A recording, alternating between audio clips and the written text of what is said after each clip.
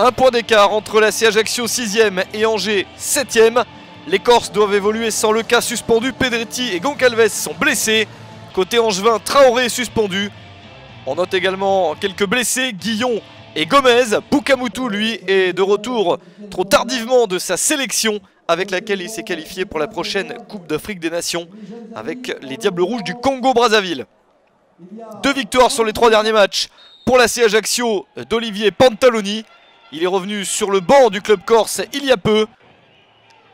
Une possibilité peut-être de gagner ce match, mais c'est Angers qui rentre le mieux dans cette partie avec une première frappe intéressante. C'est repoussé par Oumar Sissoko. Deuxième parade du gardien corse.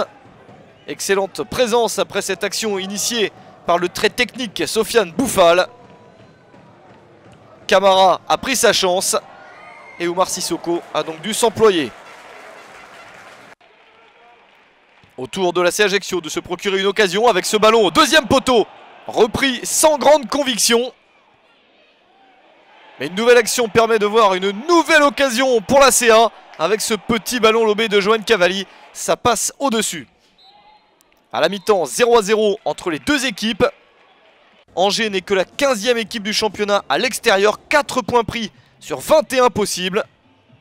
Des Angevins qui alternent victoire à domicile et défaite à l'extérieur depuis 6 matchs. Ils sont en train de tenir ce point qui pourrait faire leur bonheur. Les Corses, de leur côté, n'ont connu la défaite qu'à une seule reprise sur les 5 derniers matchs. Ça va beaucoup mieux pour eux et ils espèrent le confirmer sur cette rencontre. Encore une bonne tentative, mais c'est sauvé par Ludovic Butel. Bon retour du vestiaire de l'ACA avec cette nouvelle possibilité sur le centre. Et la reprise victorieuse de Nicolas Fauvergue. 59e minute. Enfin le premier but du match. Passe décisive de Cavalli.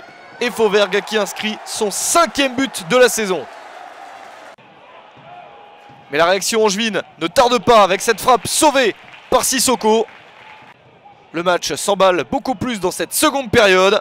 Nouvelle possibilité dans la surface avec un ballon dévié. Et malheureusement pour lui par un défenseur de l'AC Ajaccio, Grendi Perozzo, qui permet à Angers d'égaliser à 1 partout à la 76e minute. C'est un coup dur pour Oumar Sissoko qui avait tout sorti jusqu'alors. Ses attaquants s'emploient pour essayer de marquer un deuxième but et reprendre l'avantage. Mais ils n'y parviennent pas et au final, ce match se termine sur un score de 1 but partout.